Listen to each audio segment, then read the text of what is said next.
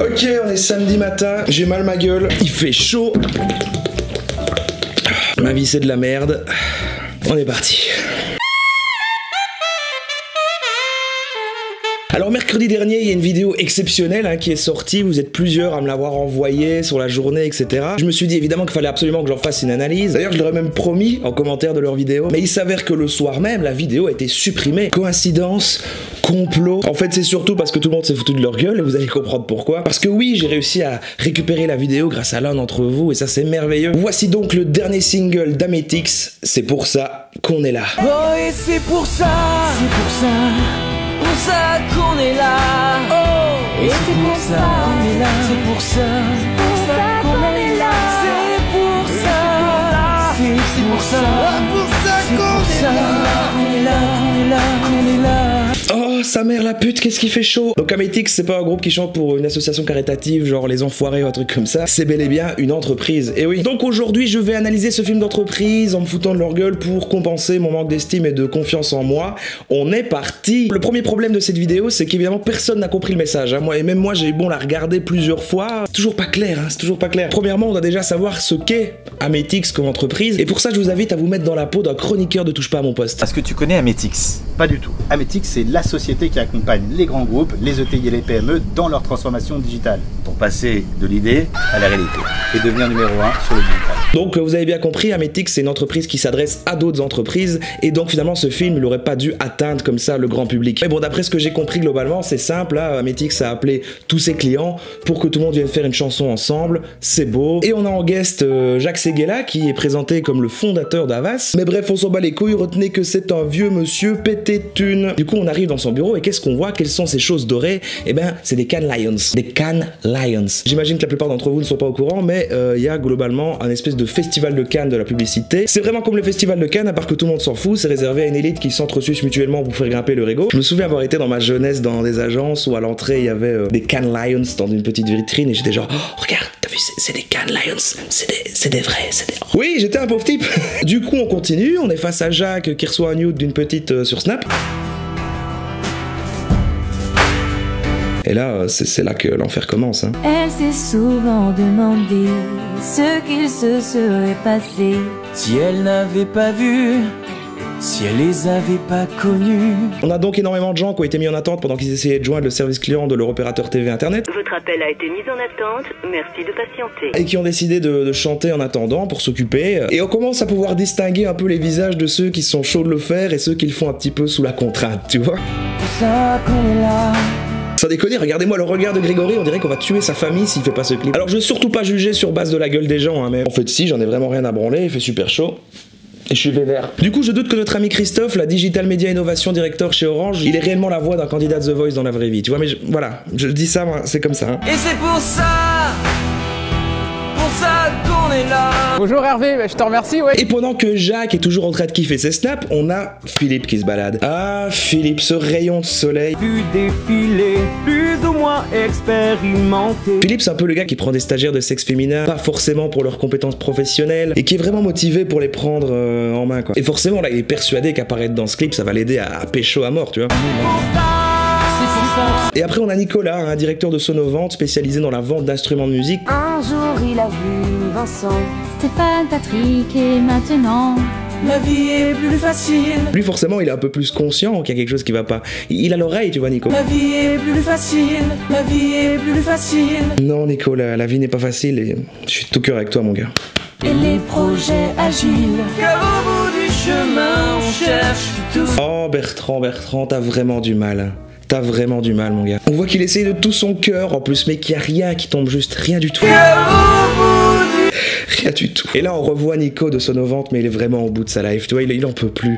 Il veut crever, Nico. Il veut crever. Je l'ai déjà dit, mais j'adore le contraste entre ceux qui sont forcés et ceux qui kiffent le rasque. Regardez le mec comme il est chaud, il se prend pour Garou et tout. C'est ton heure de gloire. Et là, bam, Docteur Who, 10e docteur, il est là. Petit caméo qui fait plaisir, on apprécie. Je vous laisse un peu plus longtemps avec la partie avec toutes les envolées lyriques parce que ça fait plaisir. Il faut se faire plaisir parfois pendant ce temps-là. Moi, je vais gerber. Pour ça qu'on est là. Pour ça qu'on est là. Et c'est pour ça qu'on est là. c'est de la merde. Non, il a pas vraiment dit ça. Il a dit pire. Le net est la plus belle idée depuis l'invention de la communication, mais il peut être la pire des saloperies. Comme par exemple quand on fait une vidéo de merde et qu'on la met sur internet et qu'il y a des connards comme moi qui l'analysent. Oh putain, je l'ai niqué, le vieux. Oh, c'est ta mère. Alors je compte sur vous pour que vous ne laissiez pas le net émasculer la créativité. Attends, quoi? Émasculer la créativité. Did you just assume my gender? Quoi? Émasculer la créativité. Ça veut dire quoi, ça? Une data sans idée est comme un fusil sans cartouche. Veuillez-y, vous êtes là pour ça. Bon, on reprend ce série 2 secondes. La question qu'on se pose, c'est est-ce que cette vidéo a été volontairement faite pour créer un bad buzz? Parce que c'est quand même une agence digitale, ils sont spécialisés en marketing. Comment on peut faire quelque chose comme ça involontairement? Ça me semble complètement fou. Mais dans ce cas-là, pourquoi l'avoir supprimé? Ça n'a pas de sens. Je ne sais pas, mais franchement, je n'arrive pas à comprendre comment c'est possible qu'en 2018, il y a encore des entreprises qui sortent des putains de vidéos avec des chansons comme ça. Il y en a eu des dizaines, des lip dubs et des trucs comme ça. Tout le monde sait que tout le monde se fout de la gueule de ces vidéos-là à chaque fois. Pourquoi est-ce qu'il y a encore des entreprises qui s'obstinent? Pourquoi? Pour moi, ça n'a aucun sens. Et là, je suis vraiment au premier degré. Hein. Je ne comprends pas pourquoi ça existe encore. Tant mieux, ça me permet de faire une vidéo comme ça, à me défouler un petit peu, parce que je suis vraiment vénère. Allez. Franchement. Ok. C'est le bordel à cette vidéo. Mais c'est stylé de faire ça. On se croirait un peu dans une vidéo de McFly et Carlito, tu vois. Faudrait qu'il y ait quelqu'un pour me raconter une blague et puis que je fasse... Pourquoi est-ce que je m'agite comme ça quand il fait chaud, putain de bordel, de merde? On se calme un petit peu. On est dissipé, hein. On est dissipé. Paraît que ça détend de faire des câlins au chat. Regarde Fluffy, c'est YouTube. Dis bonjour à YouTube.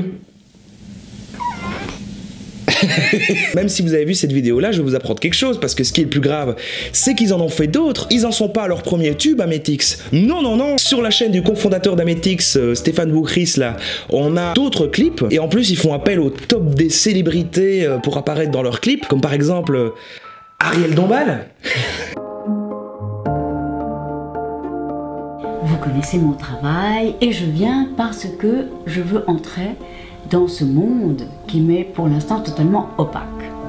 Ce nouveau langage, le langage du net. Vous connaissez Ametix?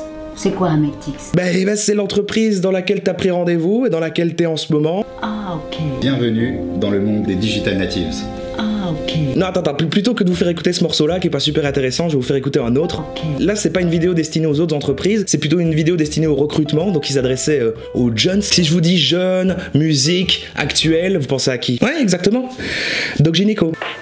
Allez les gars, un petit effort. Prenez-moi, je suis Doc quand même.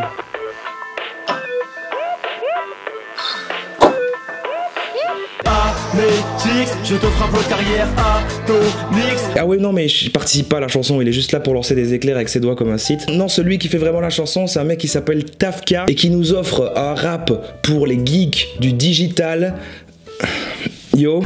Ametix, si tu vois la vie en analytique et que tu te frottes aussi ta gros trafic, souviens-toi bien que le monde n'est que data et que le monde est à toi. Dédicace à ma mère et à Axel le maire. Plutôt que me répéter bêtement, je vais vous renvoyer à la conclusion de ma vidéo créer un film d'entreprise gênant, parce que globalement ça rejoint exactement ce qu'on peut dire d'un truc comme ici. Quand on regarde la chaîne d'Ametix, il y a des trucs qui sont en fait chouettes, ils communiquent correctement, ils ont fait des trucs chouettes, je pense qu'ils ont juste ici été très maladroits, c'est assez bizarre. C'est des choses qui arrivent, j'imagine. Je vous invite à partager évidemment au maximum cette vidéo parce qu'elle va pas rester longtemps avec les nouvelles règles de YouTube. J'ai montré plein d'extraits, tout ça. Alors cette vidéo elle est vachement plus spontanée, hein. C'est plus dans l'impro et tout ça. Ceux qui sont là pour un message de fond, une prod léchée, ce genre de choses, bah vous allez être déçus. Il va sûrement y avoir les fameux commentaires. Ah, tu t'appelles un créatif, mais tu fais de la vidéo réaction. Mais pour ceux à qui ça manquait que j'analyse des pubs comme ça en mode YOLO, bah du coup j'espère que vous avez apprécié. Moi personnellement c'est des trucs qui me font plaisir à faire parce que si je fais que des tutos anti-créatifs, c'est éprouvant. Et ça j'aime bien, c'est vachement plus défoulant. Moi ça me fait marrer, je trouve ça agréable à faire. Il faut vraiment les voir comme des bonus au format principal. Bref, dans la dernière vidéo, vous avez été plus à dire oui à une FAQ et à poser des questions qu'à dire non. Donc à mon avis, elle va se faire. Je pense que ce sera la prochaine vidéo qui sort, tout simplement. Vous pouvez continuer à poser des questions en commentaire de cette vidéo. Évitez le c'est quoi ton parcours, t'as fait quoi comme étude, qu'est-ce que tu fais à côté de YouTube. Je vous donne rendez-vous très prochainement. C'était un créatif. Gros bisous. Ametix, si tu vois la vie en analytique et que tu te frottes aussi ta gros